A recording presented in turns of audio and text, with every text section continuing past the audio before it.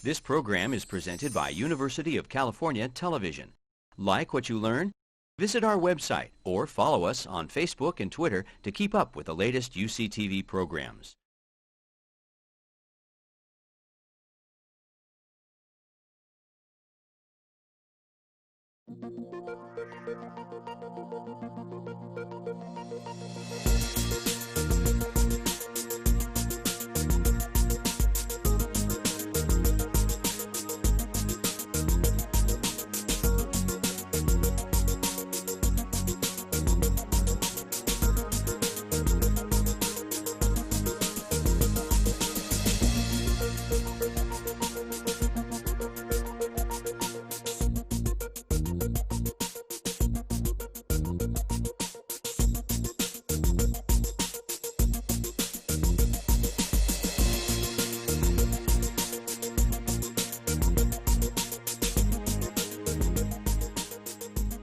I'm going to tell you tonight a story.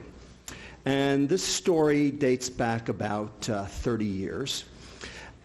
This story has a little bit of something for everybody. It has a little bit of biochemistry, a little bit of clinical research, a little bit of public health, a little bit of politics, a little bit of racial innuendo.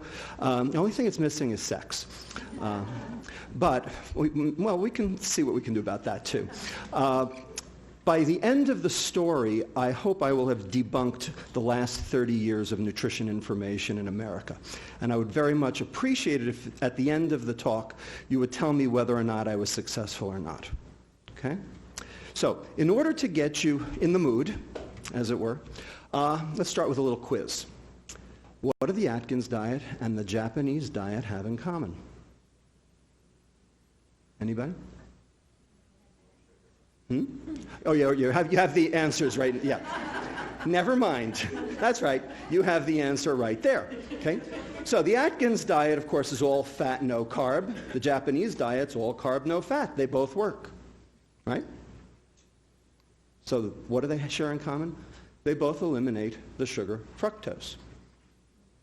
Okay? So with that, think about what it means to be on a diet and what macronutrients you're eating and which ones you're not. And then we'll go from there, and I'll try to explain how this all works. So, you've all heard about the obesity epidemic. Here are the numbers. These are the NHANES database body mass index. Everybody knows what that is now. Histograms, marching ever rightward as time has gone on. This was what was projected for 2008 in blue. We had so far exceeded and surpassed. This is not even funny. This was from 2003. The reason I show this is not just to show that the obese are getting obeser. Of course, that's true. But in fact, the entire curve has shifted. We all weigh 25 pounds more today than we did 25 years ago, all of us.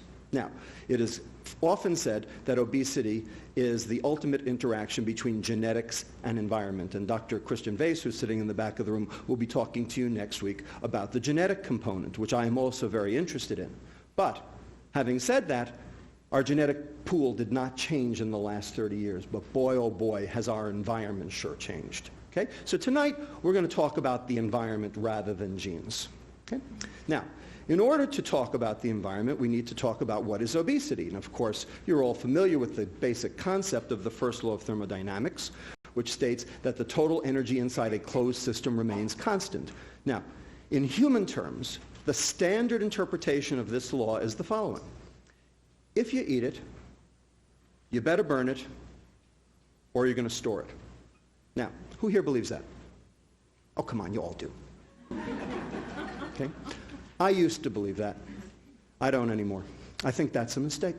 I think that is the biggest mistake, and that is the phenomenon I'm going to try to debunk over the course of the next hour, because I think there's another way to state the law, okay, which is much more relevant and much more to the point. Before I get there, of course, if you believe that, these are the two problems, right? Calories in, calories out. Two behaviors, right? Gluttony and sloth. After all, you see anybody on the street, oh, he's a glutton and a sloth. That's all there is to it. You know, Tommy Thompson said it on the TV show. We just eat too damn much, right? Well, you know, if that were the case, How did the Japanese do this? Why are they doing bariatric surgery on children at Tokyo Children's Hospital today? Why are the Chinese? Why are the Koreans? Why are the Australians? I mean, you know, all these countries who've adopted our diet all suffer now from the same problem. And we're going to get even further in a minute. Okay? There's another way to state this first law. Okay? And that is, if you're going to store it, that is biochemical forces that drive energy storage, and we'll talk about what they are in a few minutes, and you expect to burn it, that is normal energy expenditure for normal quality of life, because energy expenditure and quality of life are the same thing. Things that make your energy expenditure go up make you feel good, like ephedrine, it's off the market, coffee for 2 hours, then you need another hit like me. Things that make your energy expenditure go down, like starvation, hypothyroidism, make you feel lousy. Okay? And how many calories you burn and how good you feel are synonymous. So if you're going to store it, that is an obligate weight gain set up by a biochemical process, and you expect to burn it, that is normal energy expenditure for normal quality of life, then you're going to have to eat it.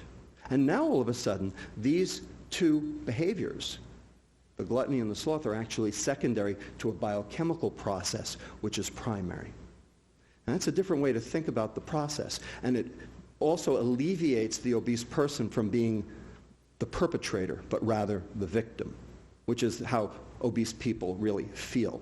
Because no one chooses to be obese. Certainly no child chooses to be obese. Oh, you say, oh yeah, sure, I know some adults who don't care. You know, Rossini, the famous composer, you know, La Gazza Ladra, Marriage of Figaro and all that, he retired at age 37 to a lifetime of gastronomic debauchery, okay? Maybe he chose to be obese, okay? But the kids I take care of in obesity clinic do not choose to be obese. In fact, this is the exception that proves the rule. We have an epidemic of obese 6-month-olds.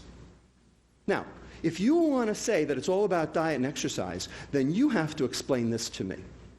So any hypothesis that you want to proffer that explains the obesity epidemic, you've got to explain this one too. Okay? And this is not just in America, these 6-month-old obese kids, but these are around the world now. All right? So open your minds and let's go and figure out what the real story is. Okay? Now, let's talk about calorie intake, because that's what today is about. We're going to talk about the energy intake side of the equation. Okay? Sure enough, we are all eating more now than we did 20 years ago. Teen boys are eating 275 calories more. American adult males are eating 187 calories more per day.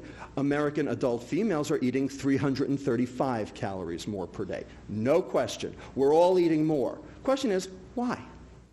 How come? Because it's all there? You know what? It was there before. Okay? We're all eating more.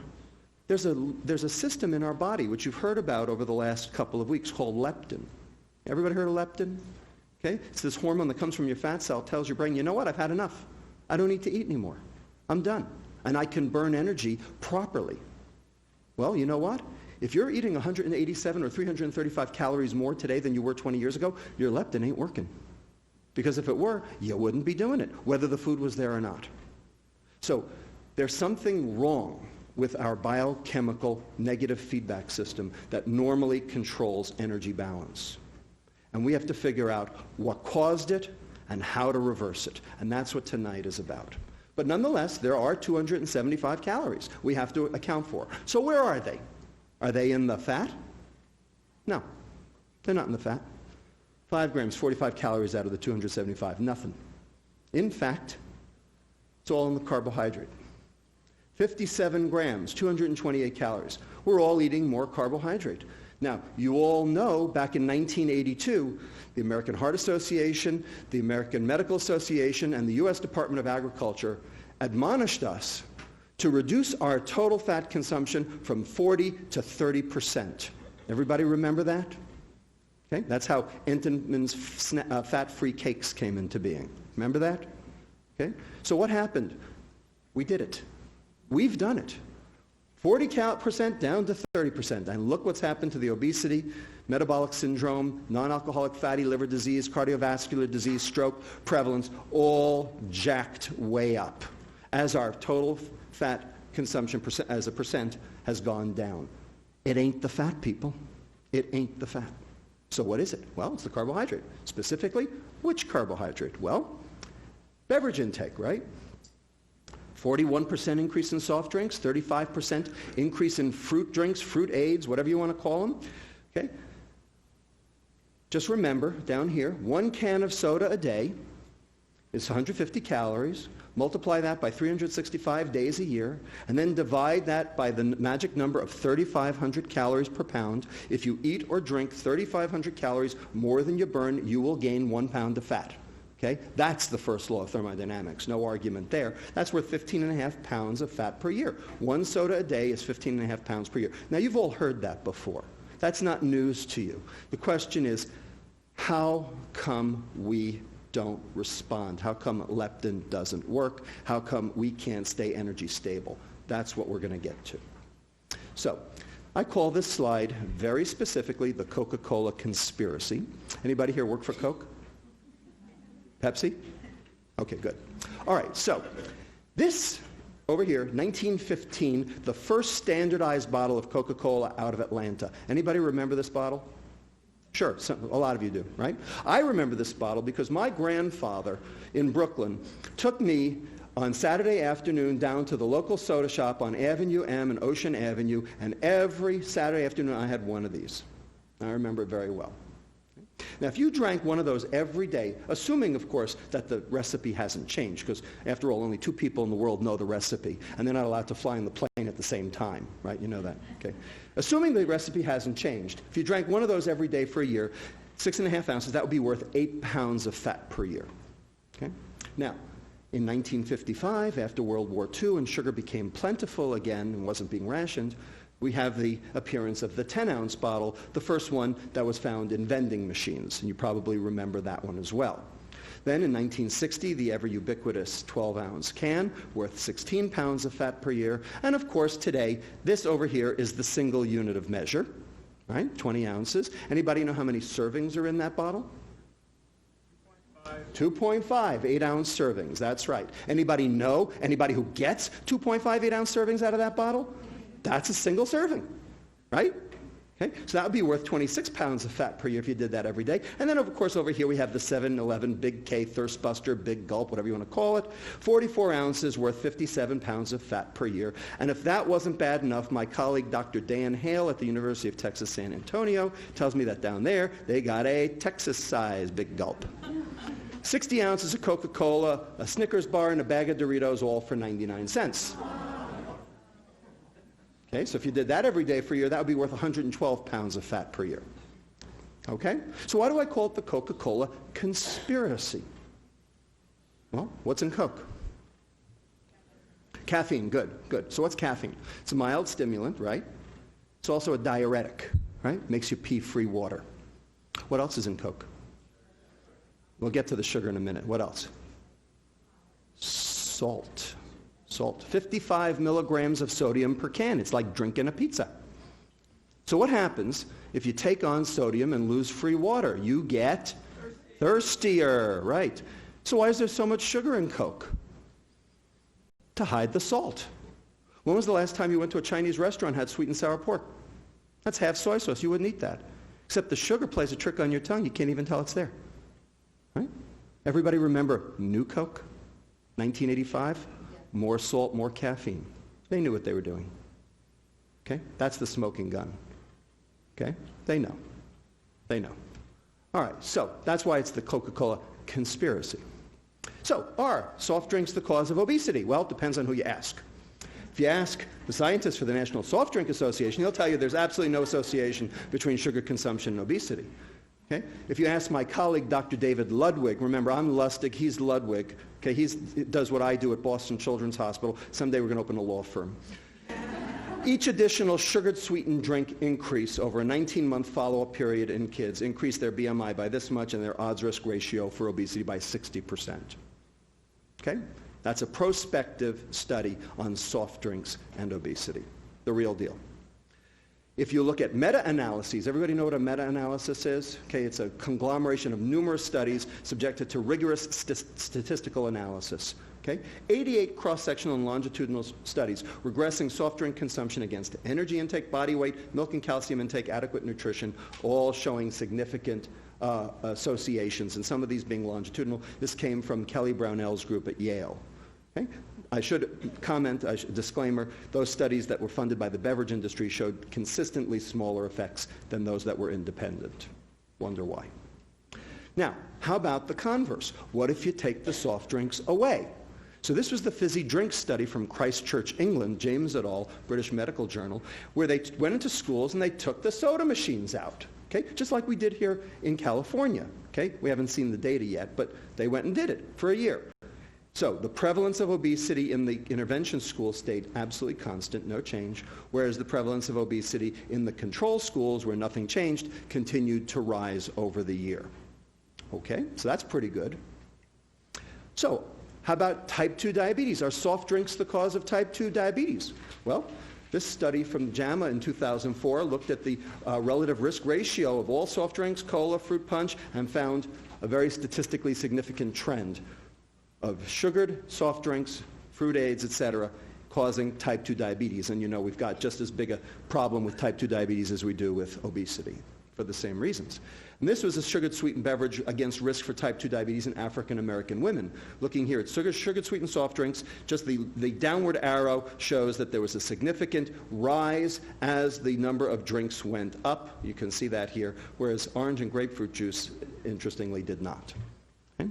So, two different studies, two different increases in type 2 diabetes relative to soft drink consumption. So what's in soft drinks? Well, in America, it's this stuff, right? High fructose corn syrup. Everybody's heard of it, right? It's been demonized, something awful. So much so that the corn refiners industry has launched a mega campaign to try to absolve high fructose corn syrup of any problems, which we'll talk about in a moment. Okay? But the bottom line is, this is something we were never exposed to before, 1975, and currently we are consuming 63 pounds per person per year, every one of us. 63 pounds of high fructose corn syrup. That's American? That's American, yes. Now, what is high fructose corn syrup? Well, you'll see in a minute. It's one glucose, one fructose. We'll talk about those at great length.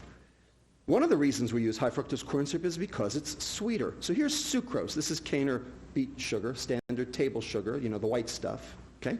And we give that an index in sweetness of 100. So here's high fructose corn syrup. It's actually sweeter. It's about 120. So you should be able to use less, right? Wrong. We use just as much. In fact, we use more.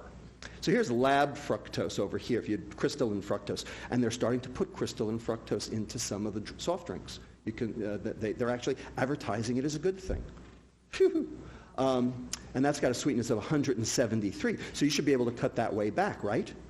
They're not. Lactose down here, milk sugar, it's not sweet at all. Okay? And glucose, I should point out over here, is 74. It's not particularly sweet, and we're going to get to that at the end, okay, and what goes on with glucose. All right? But anyway, there's why we use it. It's sweeter. It's also cheaper, as I'll show you. So here's high fructose corn syrup. One glucose, one fructose. Notice the glucose is a 6-membered ring.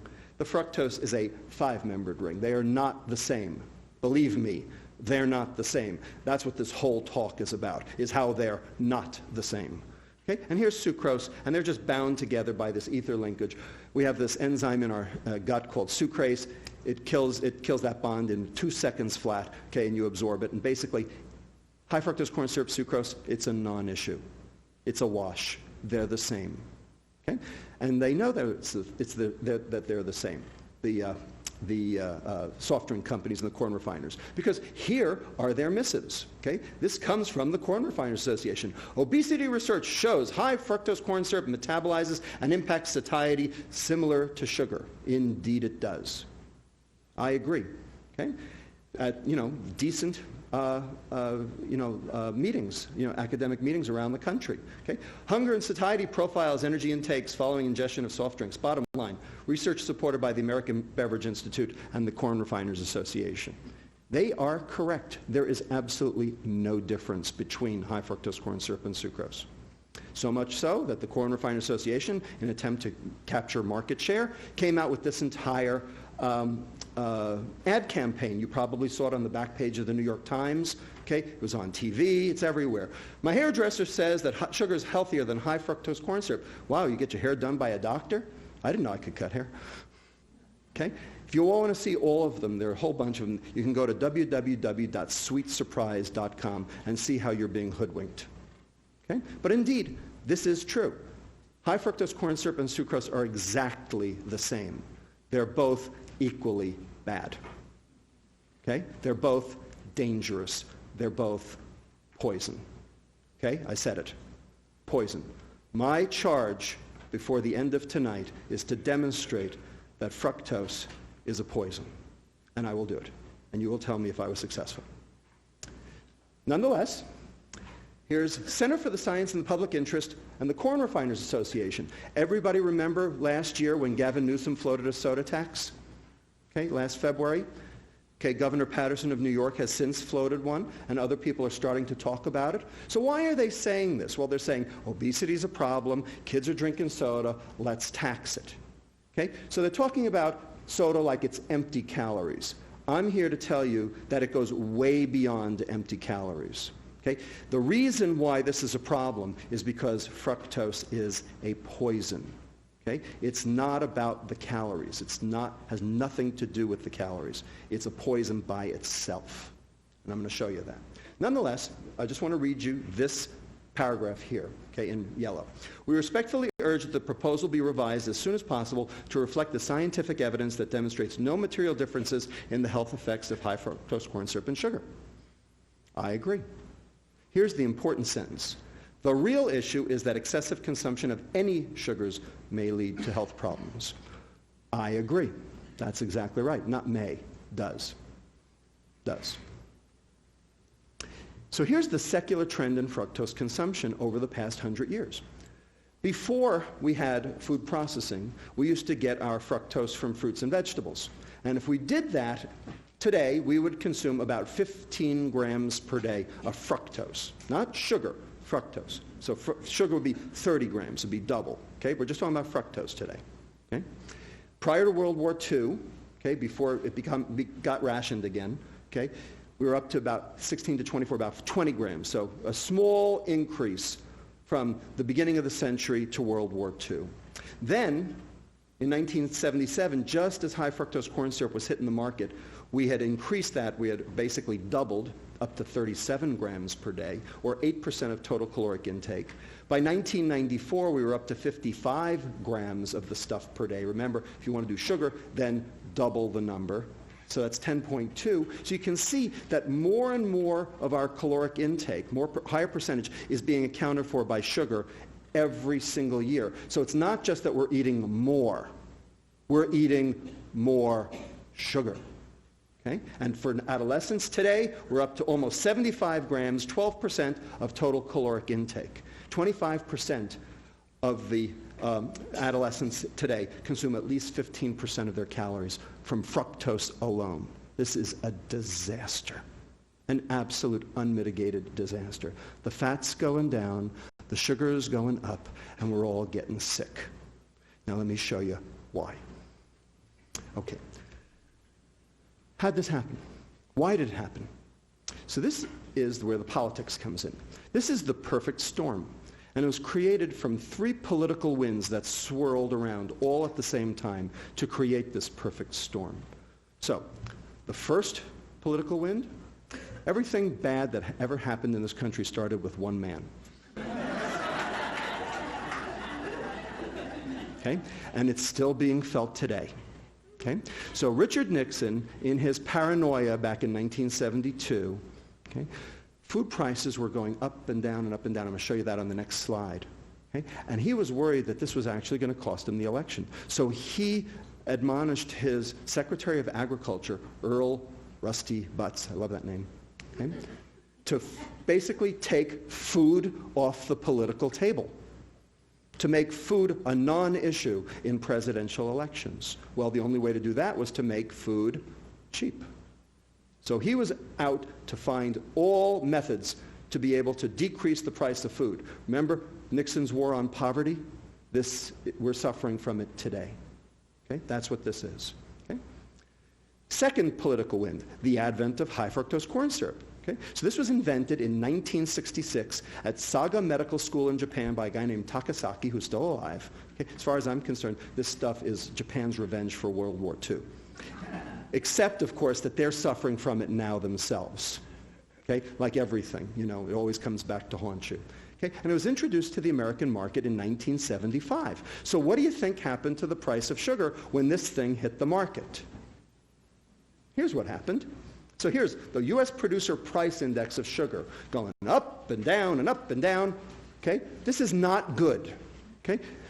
Stability is at 100%. If it stays nice and stable at 100%, that's what you want, okay, if you're a politician. Up and down. Here's where corn sweeteners entered the market in 1975, 1980, and you can see that since then the price of sugar has remained remarkably constant. And it did so not just in the U.S., but also on the international stage. Here's the London price doing the same thing. And when you look at the difference in price between sugar and high fructose corn syrup, you can see that high fructose corn syrup is about half the price. Okay? So in other words, it's cheap. So high fructose corn syrup is evil, but it's not evil because it's metabolically evil. It's evil because it's economically evil, because it's so cheap that it's found its way into everything. It's found its way into hamburger buns, pretzels, barbecue sauce, and ketchup. Okay? Almost everything. Okay? Somebody emailed me the other day and told me they went into their local grocery store and went through every single loaf of bread on the shelf. And out of 32 types of bread on the shelf, only one of them did not have high fructose corn syrup in it. Okay? So we are being poisoned by this stuff, and it's been added surreptitiously to all of our food, every processed food. Okay? And the question is, why? Well, you'll see why in a minute. Okay? So the corn refiners like to point out, well, it's just been a substitution. Okay? As the high fructose corn syrup's gone up, the sugar's gone down. We're just replacing, like gram for gram.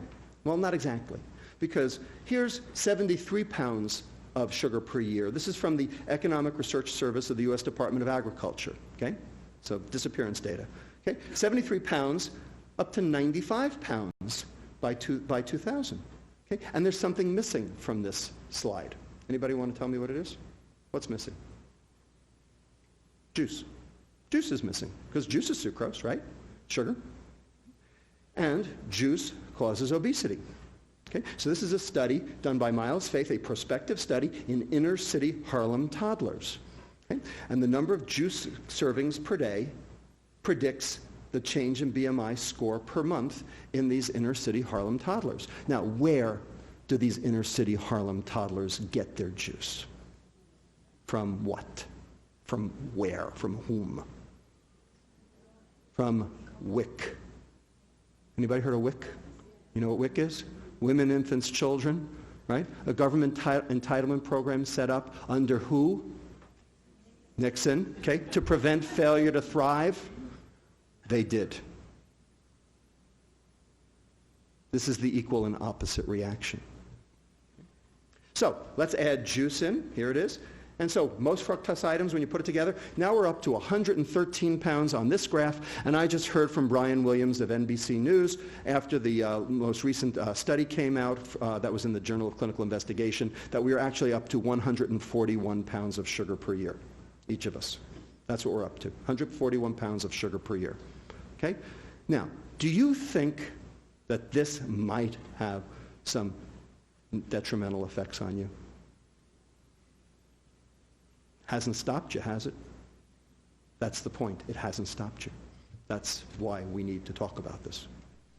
So, juice consumption increases the risk for type 2 diabetes, okay? So this is the relative risk ratio as juice intake goes up, and this is in the nurses' study, okay? Showing, again, juice consumption, sucrose, obesity, diabetes.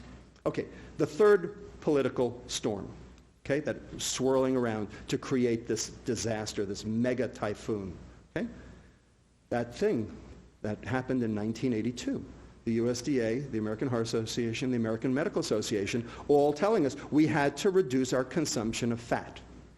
Now, why did they tell us that? To stop what? To stop heart disease. Did we? No, we didn't, did we? Okay? In fact, it's worked the exact opposite. We've only created more. Okay? So now, how did this come to be? Why did they tell us to stop eating fat? Well, in the early 1970s, we discovered something in our blood called LDL, low-density lipoproteins. You've heard of that, right? Is it good or bad? Not so bad. We'll talk about it. In the mid-1970s, we learned that dietary fat raised your LDL. So if dietary fat is A and LDL is B, we learned that A led to B. Okay, dietary fat definitely increases your LDL, no argument. It's true. Okay? And then finally in the late 1970s, we learned that LDL correlated with cardiovascular disease. Okay? So let's call cardiovascular disease C. Okay? So we learned that B led to C. So the thought process, by some very smart nutritionists, et cetera, the USDA, et cetera, said, well, if A leads to B and B leads to C, then A must lead to C. Therefore, no A, no C. This was the logic. Now, any logicians in the room? Anybody see any problems with that logic? Go ahead. That's right. The premise is incorrect. And I'll tell you why the premise is incorrect. Because this suggests that this is all transitive, but in fact only the contrapositive is transitive. So it's not no A, no C, it's no C, no A. Okay? So the logic isn't even right. There's faulty logic here. Okay? So this doesn't work on any level. All right? So I'm going to show you why this doesn't work. And here's what, but before I show you why it doesn't work, I'm going to show you that this was a battle royal back in the 1970s.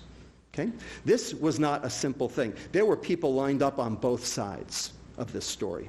Okay? So this over here is a book, 1972 it came out, and it was called Pure, White, and Deadly. It's all about sugar. Okay? Written by a British physiologist, nutritionist, endocrinologist by the name of John Yudkin. Now, I never knew John Yudkin. He's passed away.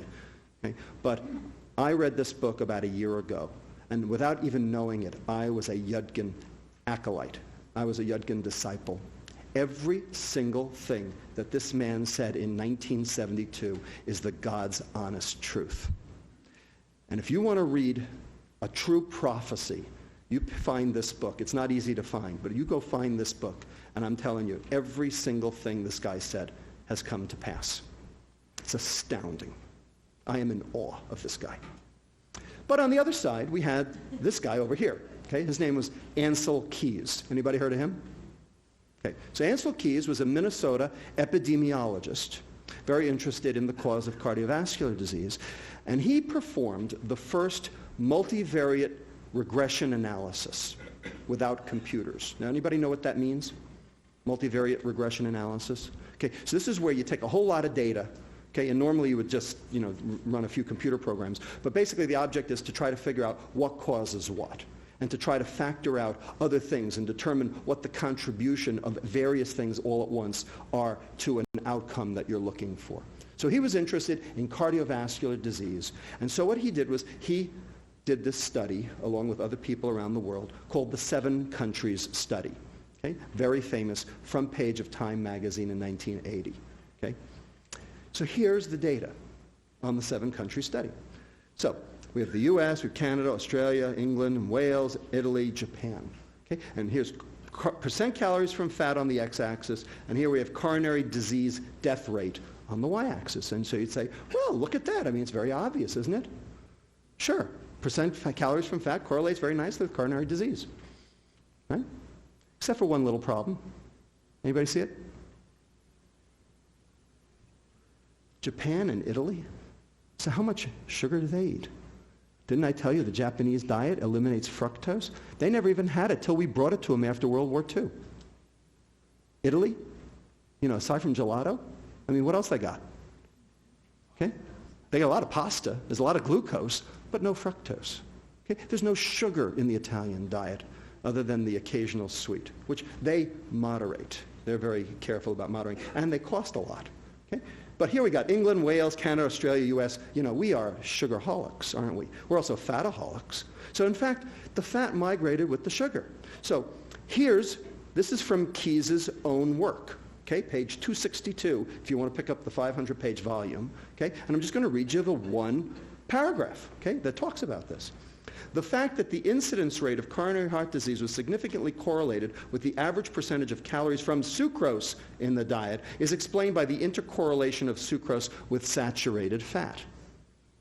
In other words, donuts. Okay? Wherever there was the fat, there was sucrose too. Because these guys here eat donuts.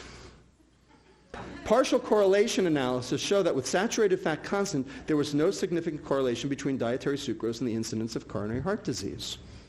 Okay. When you do a multivariate linear regression analysis, you have to do it both ways.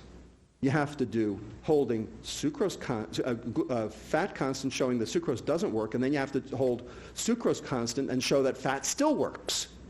You see that anywhere? He didn't do it. He didn't do it. He didn't do the thing that you need to do a multivariate linear regression analysis.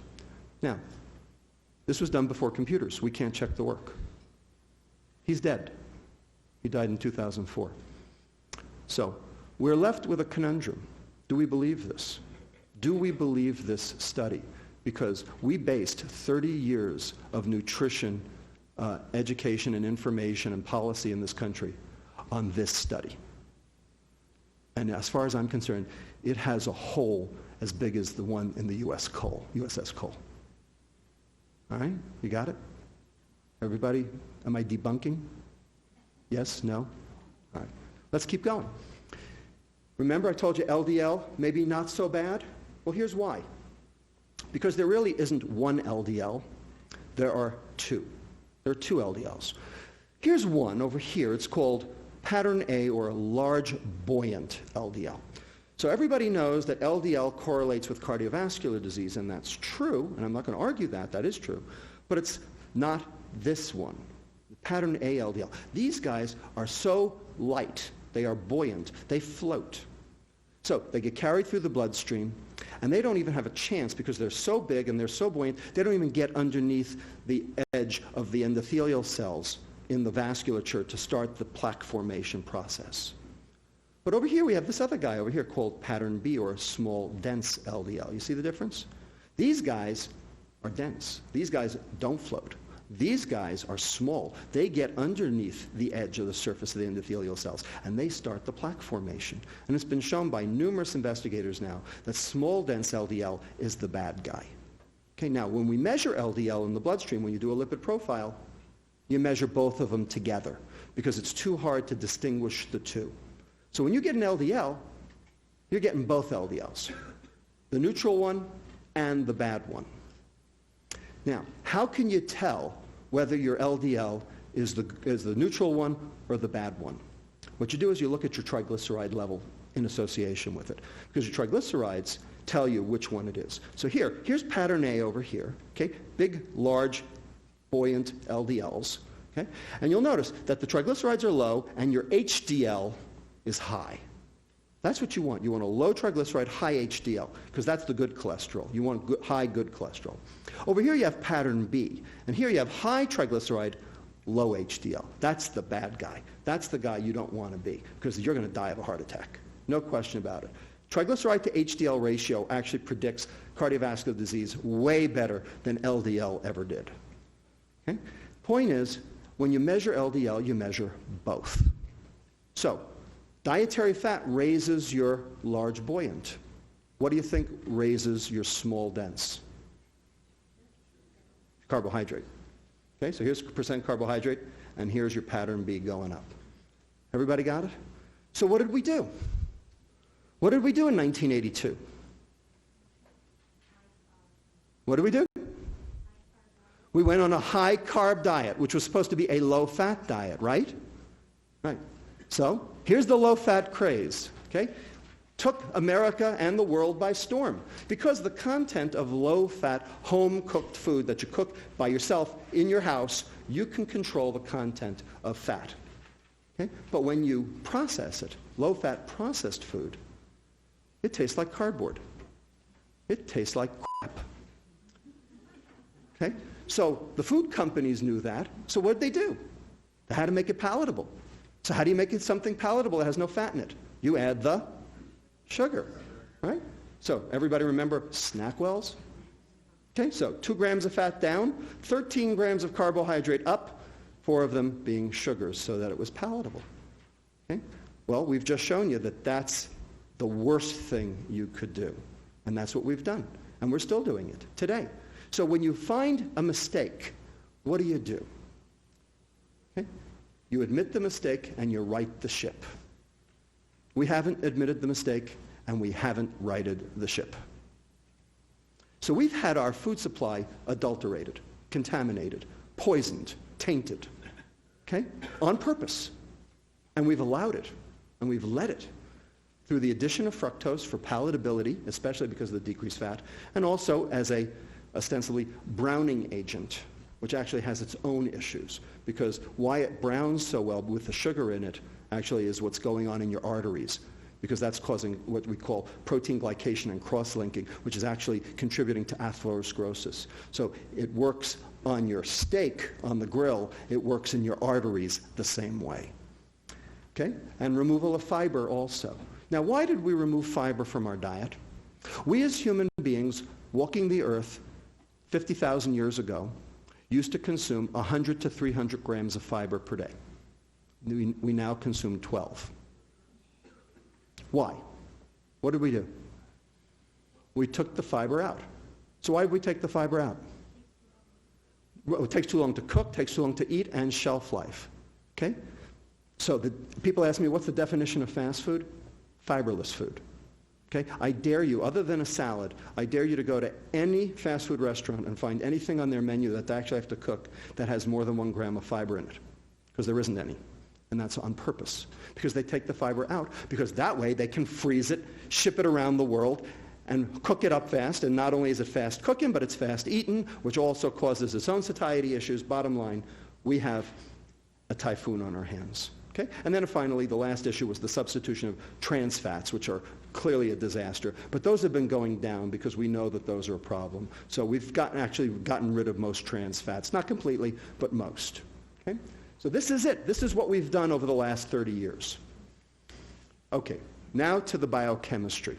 Okay? Now, how many of you here have taken biochemistry? About 25%. I am going to show you a lot of reactions in excruciating detail.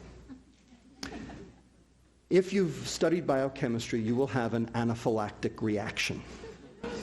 If you haven't studied biochemistry, you will fall asleep. So what I'm going to suggest that you all do is just let me do my thing to show you that at least it works, and just count the arrows. Okay? You can do that, right? Can you count the arrows? It's not like counting sheep. Okay? You can count the arrows, and just stick with me, okay? Just let me do my thing, and let me show you why fructose is not glucose. Okay? Because what the liver does to fructose is really unique. And you've got to understand it to understand everything I've just told you. Okay? So number one, fructose is 7 times more likely than glucose to do that browning reaction, the advanced glycosylation end products. The thing that happens on your grill happens in your arteries for the same reason. Okay? You can actually see the color too, color change too. Fructose does not suppress the hunger hormone. There's a hormone that comes from your stomach called ghrelin you've heard about already. Okay? So if you preload a kid with a can of soda, and then you let them loose at the fast food restaurant, do they eat more or do they eat less? They eat more.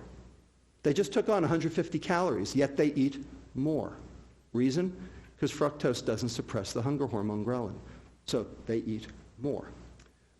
Acute fructose ingestion does not stimulate insulin because there's no receptor for fructose, no transporter for fructose on the beta cell that makes insulin. So the insulin doesn't go up. Well, if the insulin doesn't go up, then leptin doesn't go up. And if leptin doesn't go up, your brain doesn't see that you ate something. Therefore, you eat more.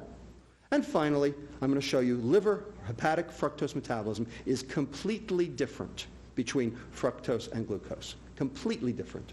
And I'm going to show you, before the day is out, That evenings out. That chronic fructose exposure alone, nothing else, causes this thing we call the metabolic syndrome. Everybody knows what the metabolic syndrome is? Okay, so this is the conglomerate of the following different phenomena.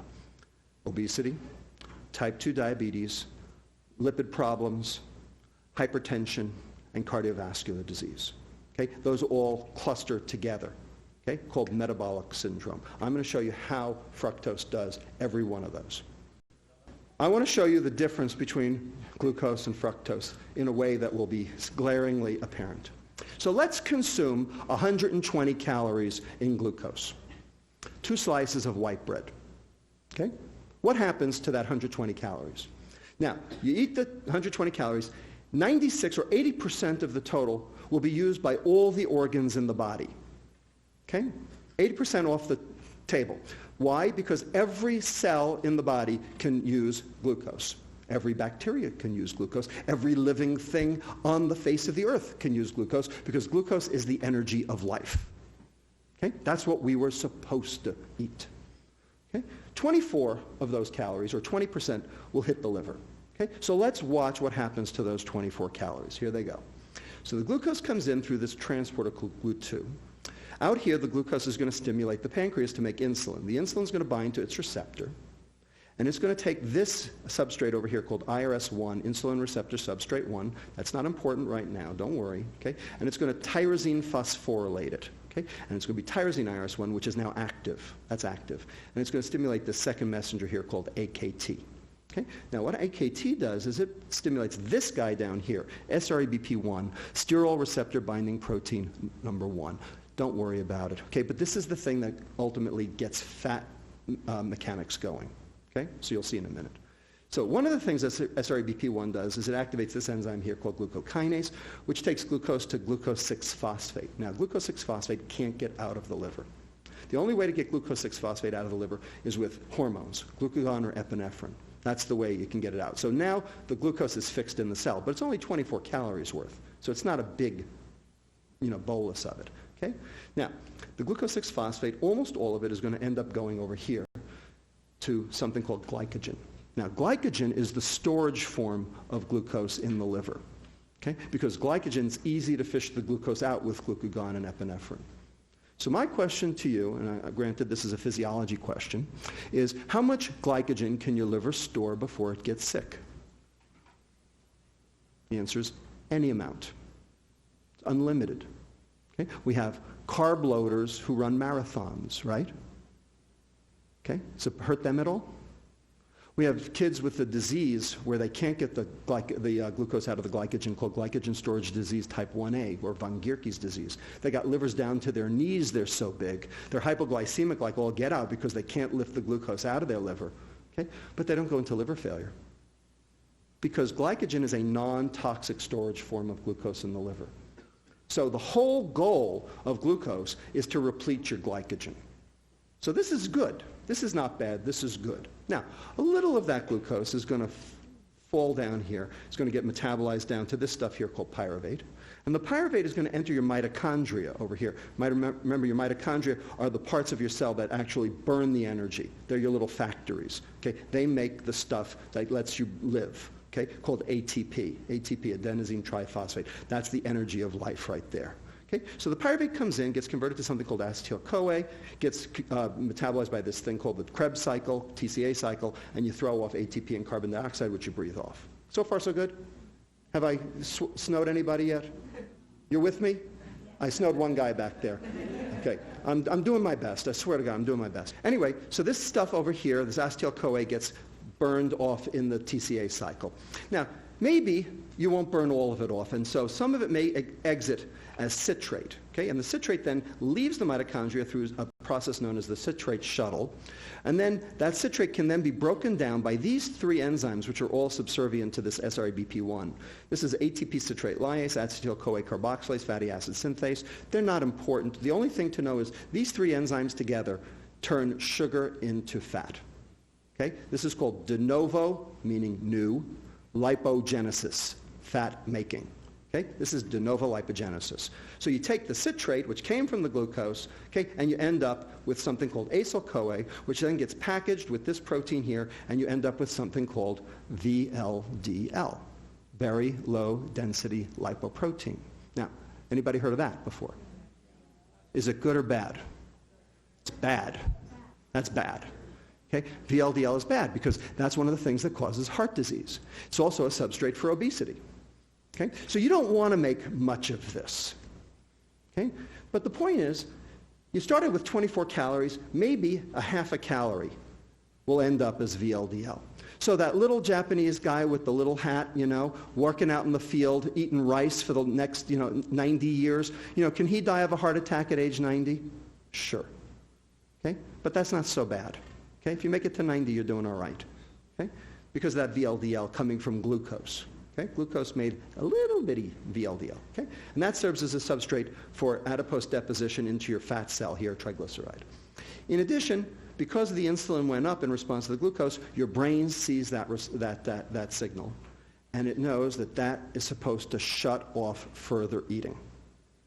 Okay? In other words, hey, I'm busy metabolizing my breakfast. I don't need lunch. Okay? And so you have a nice negative feedback loop between glucose consumption, the liver, the pancreas, and the brain to keep you in normal, negative, yin-yang energy balance. This is good. This is not dangerous. This is what's supposed to happen. All right, so now let's talk about a different carbohydrate. Let's talk about my favorite carbohydrate, maybe yours too. Okay? Ethanol. Ethanol is a carbohydrate, isn't it? Here's the structure. Carbon, hydrogen, oxygen. It's a carbohydrate. But we all know that ethanol is a toxin, right? A poison, right? You can wrap your Lamborghini around a tree, or you can fry your liver. Your choice. Depends on how much you drink and how often, right? Okay.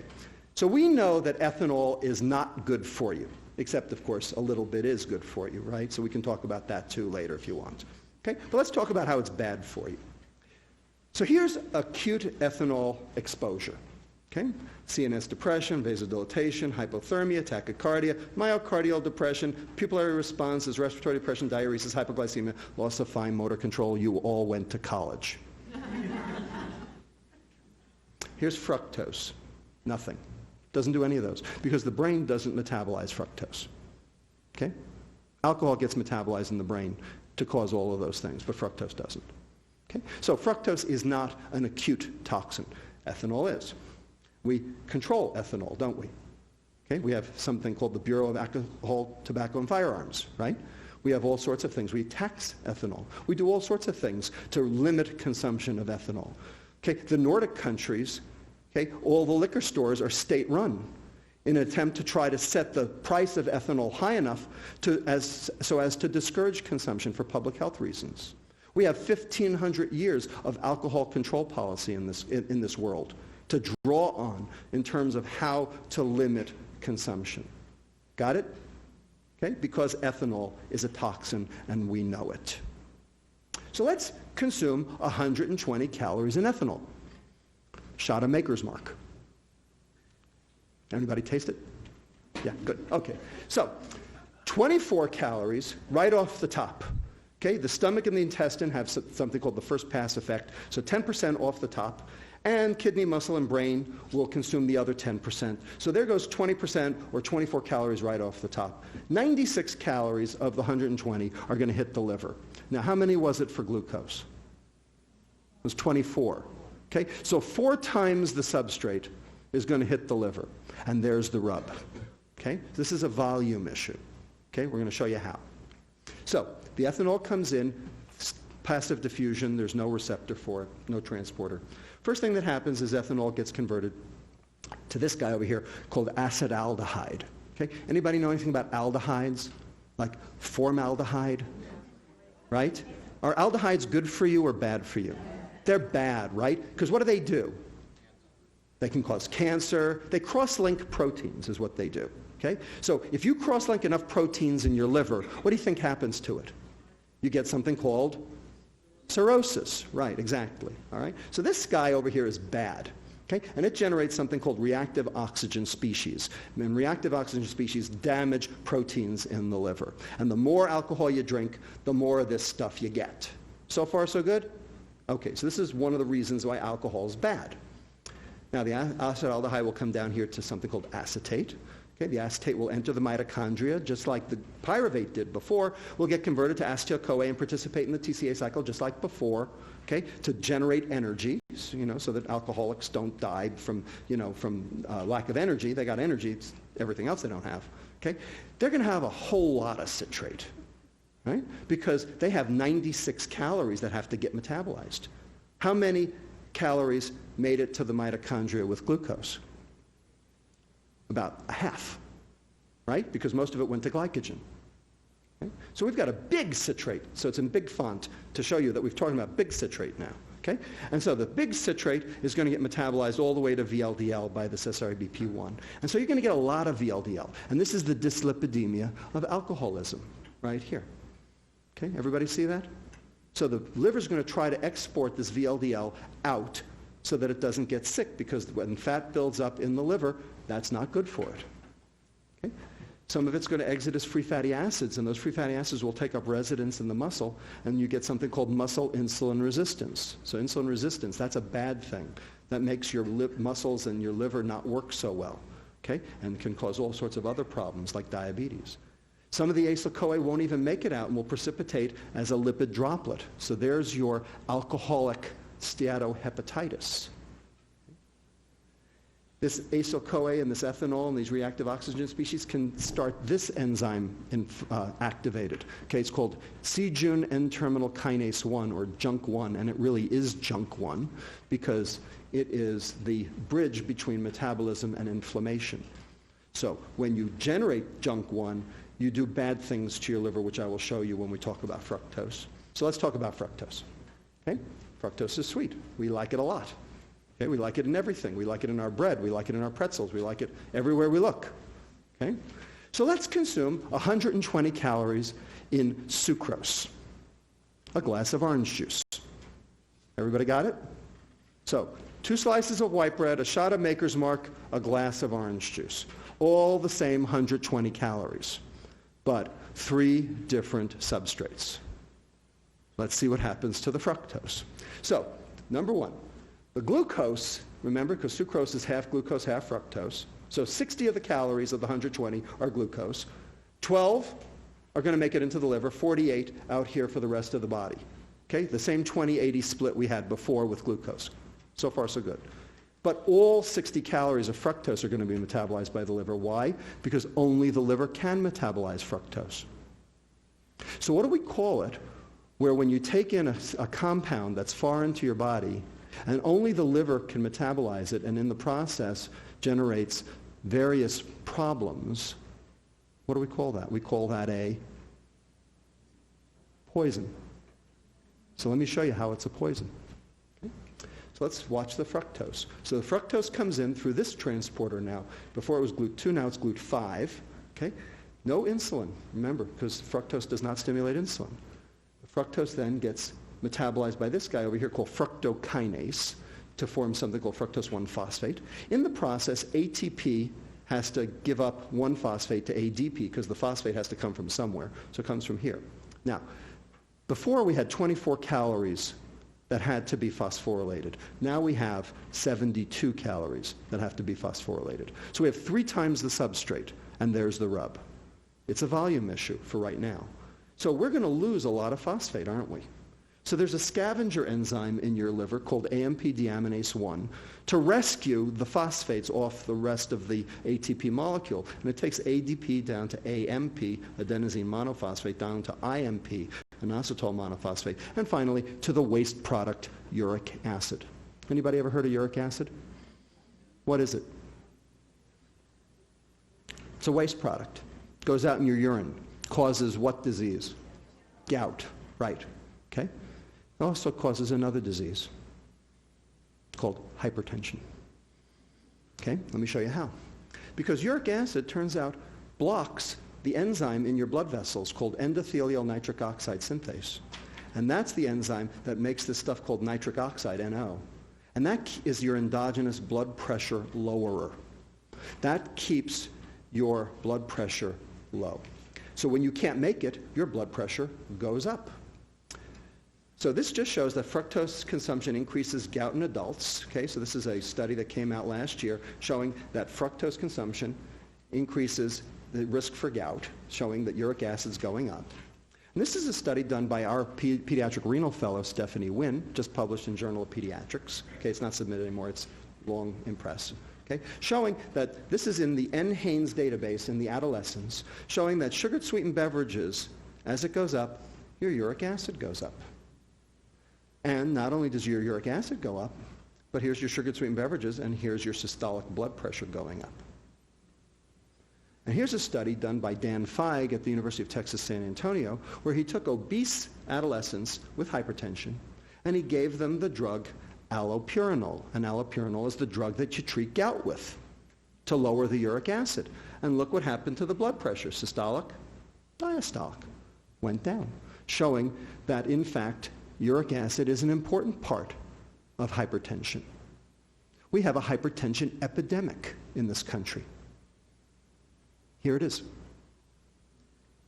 It's the sugar. Okay, so far we have high blood pressure. Let's keep going. The fructose will get metabolized down to pyruvate. The pyruvate will enter the mitochondria just like before, throwing off a lot of citrate. Now here's a little trick that fructose does that glucose doesn't. Because these two can reform this stuff over here called fructose 1,6-bisphosphate, which can then reform with glyceraldehyde to form this guy over here called xylulose 5-phosphate. And I'll get to xylulose 5-phosphate in a moment. But I want to point out this asterisk. That's there to remind me to tell you something.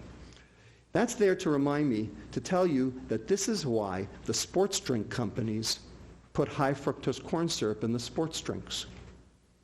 Because if you are glycogen depleted, in other words, if you just ran a marathon, and you have no glycogen left in your liver because you burned it all, and you take in a sports drink with high fructose corn syrup, you can replete your glycogen faster than with glucose alone. That's true. So for elite athletes, a high fructose corn syrup containing sports drink actually makes sense. And so, indeed, sports drinks have high fructose corn syrup. The question is, who's drinking the sports drinks? Any elite athletes you know? Who's drinking the sports drinks? The kids, right? Why are they drinking it? Because it's cool, right? Because it's cool and it tastes good. Okay, so before we go on, I just want to now digress for a moment. Okay? 1967, University of Florida patents Gatorade. Everybody remember Gatorade? Okay. 1970, the Florida Gators win the NCAA championship in football. Gatorade makes a big splash. Okay? Big deal. Anybody ever taste the original Gatorade? Yeah? What did it taste like? Tasted horrible. Okay? It tasted like something that you might find, coming out of you instead of going into you. Okay? It tasted awful. Okay?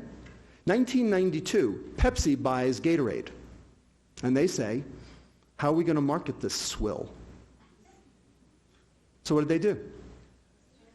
They added the high fructose corn syrup. Okay? So now who drinks it? Right, fat kids. Right? Not even skinny kids. Fat kids drink it. Okay? So there's a problem here. Okay, and we're going to show you how that works. Okay, so xylulose 5-phosphate, just to show you. So here's, if you take a rat and you glycogen deplete him by making him run on an exercise wheel, okay, and then you refeed them with starch or with sucrose, the xylulose 5-phosphate goes way up with the sucrose. Okay, so you get more xylulose 5-phosphate through this pathway here, going over here. So why do we care about xylulose 5-phosphate? Well, here's why. Because it stimulates this guy over here called PP2A, which then activates this transcription factor here, carbohydrate response element binding protein, which then activates what three enzymes? New fat making, right? De novo lipogenesis. So here's the citrate, right? We got lots of that. And here we've got acyl-CoA, which is the way into fat, okay, which then gets packaged, with to the VLDL, and now you've got the dyslipidemia of obesity, of fructose consumption, which has been known for many years. So here's normal medical students, if you can call them normal. Okay? Taking in a glucose load, notice almost none of it ends up as fat. Taking in a fructose load, same number of calories, 30% of it ends up as fat. So when you consume fructose, you're not consuming a carbohydrate, you're consuming fat. So everybody talks about a high-fat diet. Well, a high-sugar diet is a high-fat diet. That's the point. That's exactly the point. Okay? This is a study where they gave acute administration of fructose, and you can see the triglycerides going up compared to the control. Okay, serum triglyceride right there. Here's normal medical students again, 6 days of high fructose feeding. Triglycerides doubled. De novo lipogenesis went up 5 times higher. And here's free fatty acids, which then cause insulin resistance, doubled. Okay, 6 days. So here's the dyslipidemia of fructose consumption. We're not done. Some of the fat won't make it out of the liver, just like with ethanol, and now you've got a lipid droplet, so now you've got this non-alcoholic steatohepatitis. So this is work that we did in our clinic, okay, looking at sugar-sweetened beverage consumption against the liver enzyme marker ALT, alanine aminotransferase, which tells you about fatty liver. And sure enough, here's sugar-sweetened beverages against ALT, and you can see a nice linear relationship in Caucasians. African Americans, it's a different relationship, and that's a whole nother story all by itself. Okay? So there's the lipid droplet of non-alcoholic steatohepatitis. Some of it will come out as free fatty acids and populate the muscle. We'll also tell the insulin to go up higher. Remember that junk 1? So here's what junk 1 does. So the acyl-CoA and the fructose can all activate junk 1. And what junk 1 does is, remember when we used glucose, this IRS became tyrosine IRS1, and that was good? Remember that? Well, junk 1, what it does is it serine phosphorylates IRS1. And serine IRS1 is inactive. So now the insulin can't even do its job in the liver. So now you have liver insulin resistance as well. That's going to make the pancreas work that much harder, generating higher insulin levels, which raise your blood pressure even further, cause further fat making, cause more energy to go into your fat cell. There's your obesity. Okay? And finally, our research has shown that the higher the insulin goes, the less well your brain can see its leptin. And so there you've got continued consumption because your brain thinks it's starving. And it's been shown in many different ways that fructose consumption changes the way your brain recognizes energy, all in a negative fashion, so that you basically think you're starving. Your brain gets the signal that you're starving, even though your fat cells are generating a signal that says, hey, I'm full like all get out. Okay? So this just shows you how it goes. So the high insulin generates the obesity because this is that, remember that the first law of thermodynamics, the biochemical force generating the energy storage as the primary phenomenon, remember? If you're going to store it and you expect to burn it, then you're going to have to eat it. So here's the store it. Normally, that would make leptin, and the leptin should feed back and turn everything off. But it doesn't because the insulin gets in the way, and the high-fat diet gets in the way. Also, the hyperinsulinemia stops the leptin from acting on that nucleus accumbens, and so you get an increased reward signal. So that continues your appetite, continues more fructose, more carbohydrate, generating more insulin resistance, and you can see you generate a vicious cycle of consumption and disease, and no stopping. So here we are. Hypertension, inflammation, hepatic insulin resistance, hyperinsulinemia, dyslipidemia, muscle insulin resistance, obesity, and continued consumption. Looks like metabolic syndrome to me. So here are the phenomena associated with chronic ethanol exposure. Hematologic disorders, electrolyte abnormalities, hypertension, cardiac dilatation, cardiomyopathy, dyslipidemia, pancreatitis, malnutrition, obesity, hepatic dysfunction, that's alcoholic steatohepatitis, fetal alcohol syndrome, and addiction. Here's fructose, 8 out of 12. Why? Because they do the same thing. Because they're metabolized the same way. Because they are the same. They come from the same place, right? How do you make ethanol? Naturally. Right. You ferment sugar. Hasn't changed. Because it has all the same properties. Because it's basically taken care of by the liver in exactly the same way. And for the same reason. Because sugar and ethanol are the same. Every which way you turn. So here's our clinic intervention. This is what we do in our clinic. Okay? It's as simple as you can imagine. We write this on the back of a matchbook. Okay? I mean, it's just as simple as you can make it. We have 4 things we teach the kids to do, and the parents. Get rid of every sugared liquid in the house, bar none. Only water and milk. Okay? There is no such thing as a good sugar beverage, period. Eat your carbohydrate with fiber. Why? Because fiber is good. Fiber is supposed to be an essential nutrient. And we can talk later, if you want, after the cameras turn off, as to why fiber is not an essential nutrient. Because the government doesn't want it to be. Okay? Because then they couldn't sell food abroad. Wait 20 minutes for second portions, okay, to get that satiety signal. And finally, buy your screen time minute for minute with physical activity. That's the hardest one to do. Okay? So if you play for half an hour, you can watch TV for half an hour. You want to watch TV for an hour, play for an hour. That one's a hard one. But anyway, we follow our patients every 3 months. So here's my question. Does it work? What do you think? Yeah, it works. Okay? So this is BMI Z-score, time from initial visit. It works. But we were interested in what made it work and what made it didn't work, so we did a multivariate linear regression analysis, right? The thing that made it not work, sugared beverage consumption. The more sugared beverages the patients drank at baseline, the less well the lifestyle intervention worked, for all the reasons I just showed you. Okay? So, why is exercise important in obesity? Because it burns calories? Come on. 20 minutes of jogging is 1 chocolate chip cookie. You can't do it. Are you joking me? So why is exercise important? I'll tell you why. Here's why.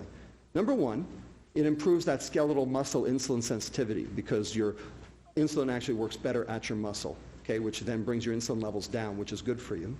Number 2, it's your endogenous stress reducer. It's the single thing that actually stress reduces. And if you stress reduce, what do you think your appetite does? Goes down. Because stress and obesity go hand in hand, right? For all sorts of reasons which are beyond the scope of this lecture today, but we can talk about in the question period if you want. And then finally, remember that de novo lipogenesis? Remember those 3 nasty enzymes? Okay? What if you burned the stuff off before you made the fat? That's what exercise does, because it makes that TCA cycle run faster, so you don't get the citrate leaving the mitochondria, so it doesn't get turned into fat, so it doesn't precipitate and cause all the problems you just saw. That's what they mean by a higher metabolism, yes. Okay? But it has nothing to do with burning of calories. That is the stupidest reason that I've ever heard of for exercise. You got to be joking me. Okay? You can't do it. I mean, 1 Big Mac, you know, and you got to, mountain bike for 10 hours. Are you joking? Okay, so why is fiber important in obesity? So this is my motto in clinic. When God made the poison, he packaged it with the antidote. Okay? Because fructose is a poison. I think I've hopefully shown you that. Okay? But wherever there's fructose in nature, there's way more fiber. Do you ever see a piece of sugar cane? It's a stick. Right? You can't even chew the damn thing, right? You got to suck the stuff out like that, right? I mean, how many calories do you think you're going to get out of a piece of sugar cane? Okay? They actually did studies on the sugar plantations back in the early 1900s. Okay? All of the workers were healthy and lived longer than the sugar executives who got the processed product. How about that? Wonder why. Okay? So, eat your carbohydrate with fiber. That's why we say that. That includes sugar. That's why fruit's okay. Because number 1, it limits how much fructose you're going to take in. And number 2, it gives you an essential nutrient, which you needed in the first place. And you get some micronutrients along with it so that you actually can, your liver works healthier. So here's what fiber does. Number 1, it reduces the rate of intestinal carbohydrate absorption. Okay? Now, sometimes that's bad. I'll tell you when that's bad.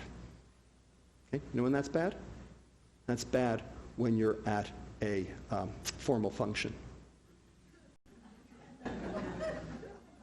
Because what happens if you reduce the rate of carbohydrate absorption in your gut? The bacteria get to it. Okay, so as far as I'm concerned, in life you've got two choices. It's either fat or fart. It increases the speed of transit of the intestinal contents to the ileum.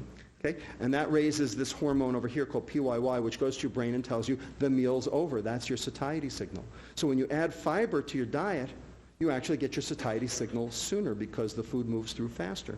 And then finally, it also inhibits the absorption of some free fatty acids all the way to the colon, and then those get chopped up into little itty-bitty fragments called short-chain fatty acids, and those actually suppress insulin as opposed to long-chain fatty acids which stimulate insulin. So there are a whole bunch of reasons why fiber is good. Anybody ever heard of the Paleolithic diet? Okay? Go home and read up on it on the internet. Okay? The Paleolithic diet. Basically, if you eat everything as it came out of the ground raw, okay, with no cooking, okay, you would cure diabetes on a dime. Okay? It takes about a week.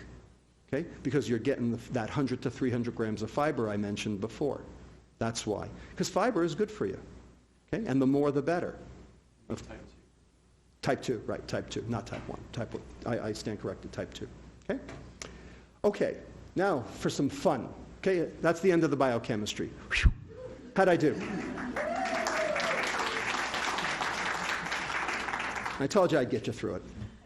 Okay, so now comes the fun part, okay? The racial innuendos and the, all the political stuff, okay? The fructosification of America and, of course, the world. Ready?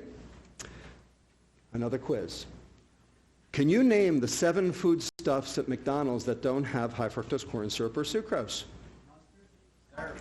No, mustard has it. Oh, come on, the big one. French fries. But they have salt, starch, and fat, so they're not so good either. Okay, what else?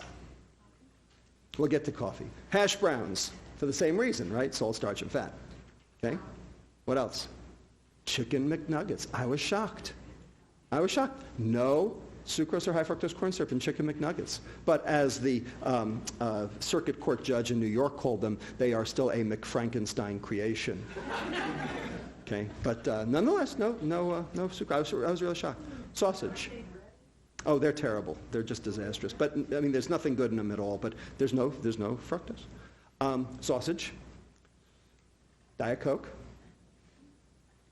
Coffee, if you don't add the sugar, and iced tea, if you don't add the sugar. By the way, the chicken McNuggets have, we have a disclaimer, because no one eats the chicken McNuggets without the dipping sauce. And there's a whole bunch of high fructose corn syrup in the dipping sauce, right? Okay, good. All right.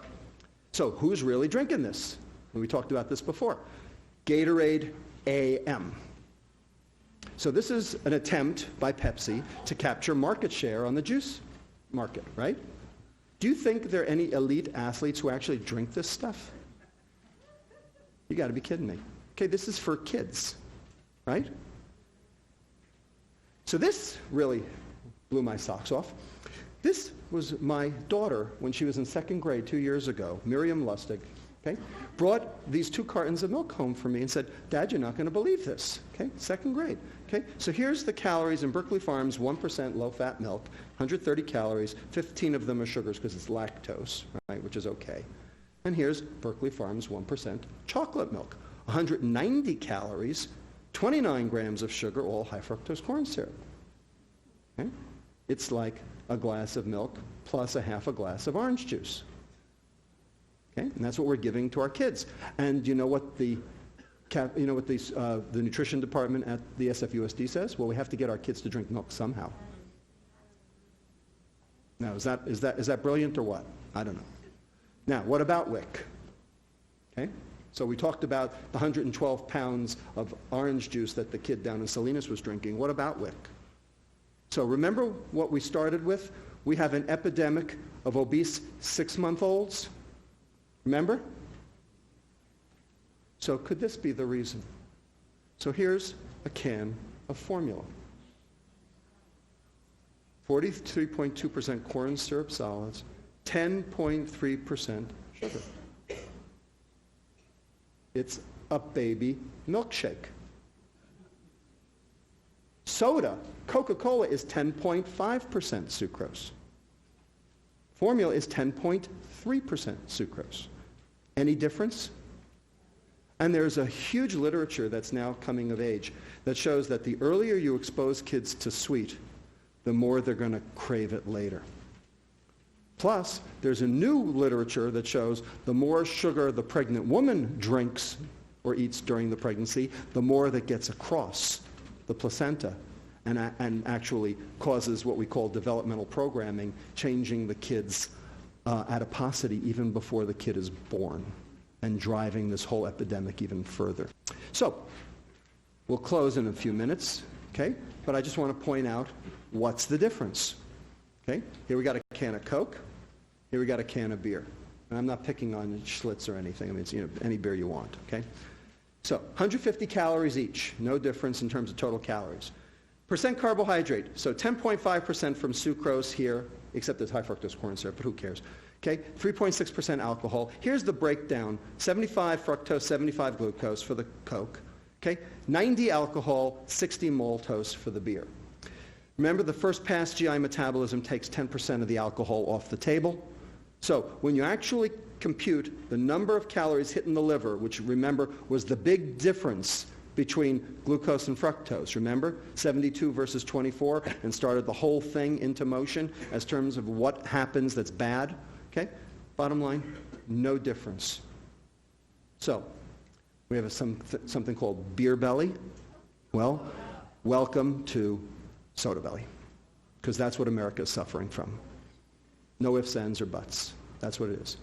Okay? Now, you wouldn't think twice about not giving your kid a Budweiser, but you don't think twice about giving your kid a can of Coke.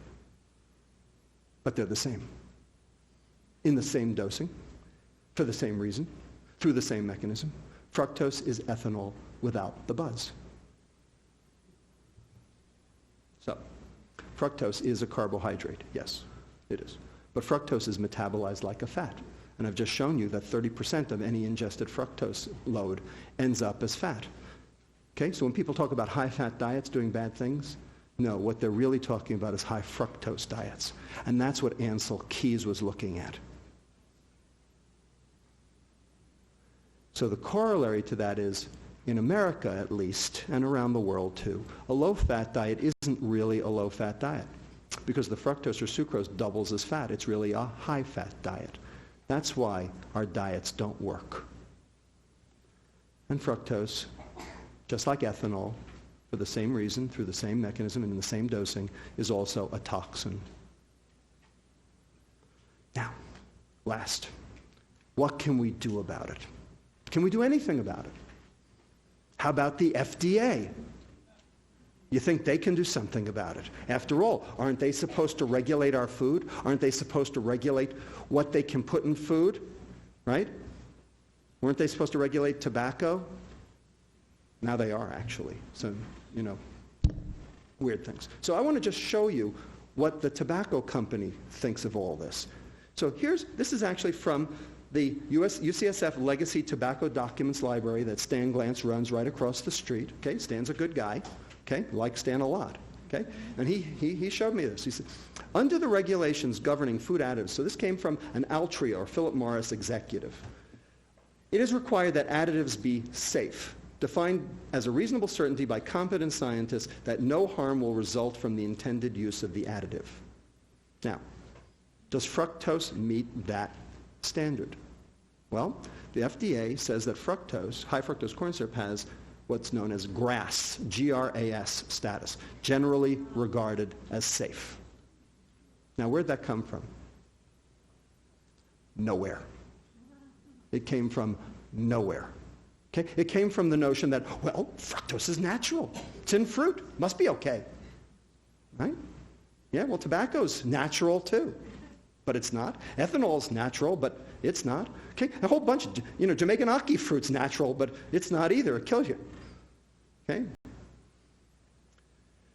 keeping on going. A food shall be deemed to be adulterated if it bears or contains any poisonous or deleterious substance which may render it injurious to health.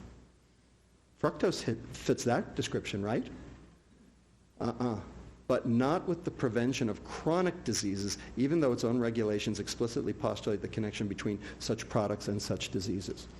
In other words, the FDA will only regulate acute toxins, not a chronic toxin.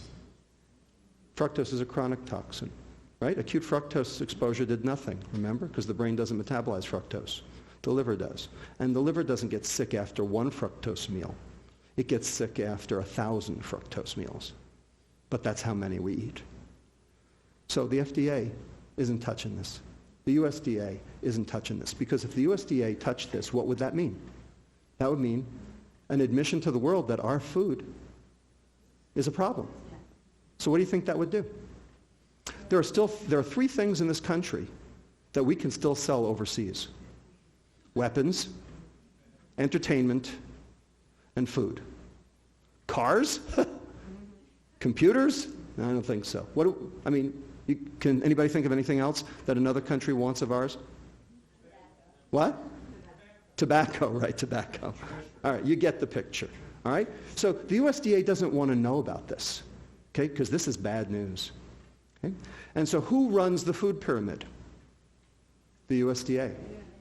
It's the fox in charge of the hen house, okay, because their job is to sell food. And who's eating it? We are. So, in summary, fructose, and I don't care what the vehicle is, it's irrelevant. Sucrose or high fructose corn syrup, I don't care. Fructose consumption's increased in the past 30 years, coinciding with the obesity epidemic. A calorie is not a calorie, okay? And the dietitians in this country are actually perpetrating this on us.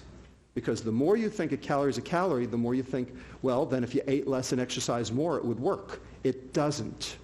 All of the studies show it doesn't work. Here's why it doesn't work, because a calorie is not a calorie.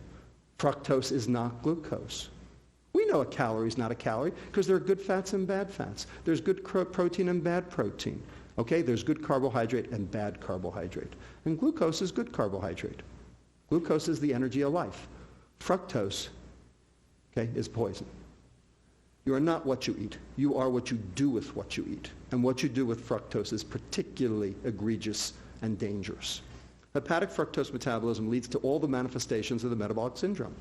Hypertension through that uric acid pathway, de novo lipogenesis dyslipidemia, hepatic steatosis through that DNL pathway, those 3 enzymes, the new fat-making pathway, inflammation through JUNK1, hepatic insulin resistance because of the serine phosphorylation of IRS1, obesity because of the VLDL transport to the adipocyte, and leptin resistance promoting continuous consumption, basically starving your brain, making you think you need more. Fructose ingestion interferes with obesity intervention, as we showed in our clinic. The more soft drinks, the less well diet and exercise actually worked. Fructose is a chronic hepatotoxin for the same reason that alcohol is. The only difference is alcohol is metabolized by the brain, so you get alcohol effects. Fructose is not metabolized by the brain, so you don't get those effects, but everything else it does is the same.